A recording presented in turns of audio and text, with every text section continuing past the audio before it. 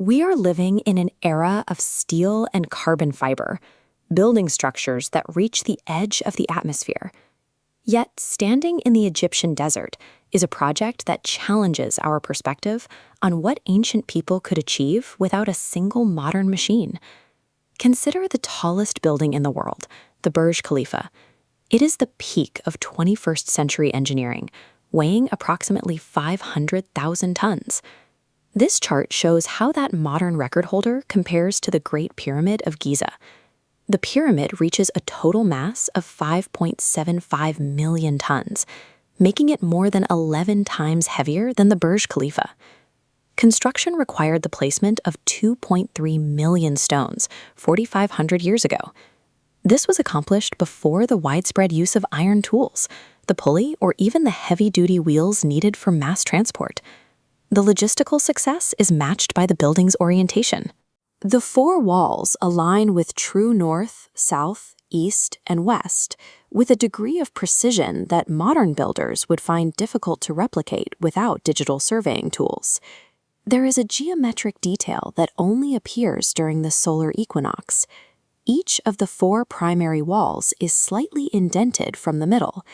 This creates an 8-sided structure, revealing its true shape when the sun hits at a specific angle. The existence of the Great Pyramid places a sophisticated engineering reality much earlier in our timeline than the current historical model suggests, forcing a re-evaluation of ancient technical knowledge. The sheer difficulty of the project often leads to theories about outside intervention. Concepts like ancient alien visits have become popular shortcuts to explain how the builders managed such a massive workload. However, the physical evidence points to a much more terrestrial form of genius. To build the inner chambers, workers had to extract solid granite, a stone so hard it requires modern power tools to cut today. Archaeological finds show they relied on copper chisels hardened with arsenic. These were used in tandem with heavy wooden mallets and dolerite pounding stones to slowly wear away the granite. For larger splits, they used the expansion properties of wood. Workers drove dry wedges into natural cracks in the stone and soaked them with water. As the wood expanded, the internal pressure increased until the rock fractured along the desired line. Cutting the stones was only the first barrier. Many of the granite blocks weighed 80 tons, and the nearest quarry for that material was located 800 kilometers away. Recently discovered papyrus documents explain the transit route. The Egyptians leveraged the Nile River, using specialized heavy-lift boats to float the massive cargo over the long distance to the Giza Plateau. This wasn't the result of magic, but a massive-scale application of chemistry, natural geography, and hydraulic logistics. Once the stones were off the river, the builders had to move multi-ton blocks across kilometers of dry, shifting desert sand to reach the construction site. A solution to this friction problem appears in a wall painting from the tomb of Jehuti-Hotep. It depicts a worker pouring water directly in front of a sled carrying a massive statue.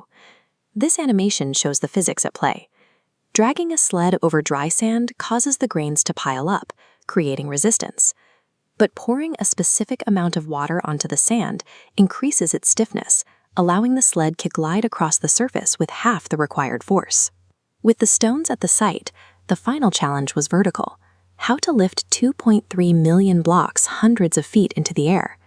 The most common theory involves an external ramp. This suggests a massive sloping path made of brick and mud was built alongside the pyramid, allowing workers to drag the stones to each new level as it rose. An alternative model, the internal ramp theory, suggests a different approach. This 3D wireframe shows a potential spiraling path built inside the structure, allowing the upper levels to be completed without the need for an external ramp miles long. These methods demonstrate that the Egyptians' greatest asset was their mastery of applied physics and organizational logistics. While we can explain the physics of construction, the intent remains a subject of debate. The most common explanation is that the pyramid was built as a royal tomb. However, explorers found no mummies and no traditional burial goods inside. The only object in the king's chamber was an empty, unadorned stone sarcophagus. The interior also contains a system of air shafts that keep the internal temperature constant. Regardless of the heat outside, the stones maintain a steady 20 degrees Celsius, functioning as a high-precision thermal regulator. These anomalies led to the proposal of the power plant theory. It suggests that the quartz in the granite, combined with the immense pressure of millions of tons of stone, was intended to generate piezoelectric energy. This concept shares a logic with the experiments of Nikola Tesla. He believed the Earth's natural electrical properties could be used for wireless power, leading to his own work on the Wardenclyffe Tower. Whether intended as a tomb or an energy transmitter, the final structure integrates geology, mathematics, and thermal dynamics into a single cohesive unit. The investigation has now shifted from the surface into the stone itself. Teams are deploying high-precision surveying equipment to identify structural gaps the human eye cannot detect. Small robotic cameras have recently entered previously sealed shafts. They returned images of red symbols painted on the walls that researchers have yet to translate. In 2025, high-tech ground scans are scheduled to map the plateau, searching for potential underground chambers that may be connected to the main structure. The Great Pyramid of Giza stands as a testament to the endurance of human ingenuity. It is a physical proof that disciplined engineering can create structures that outlast the civilizations that built them.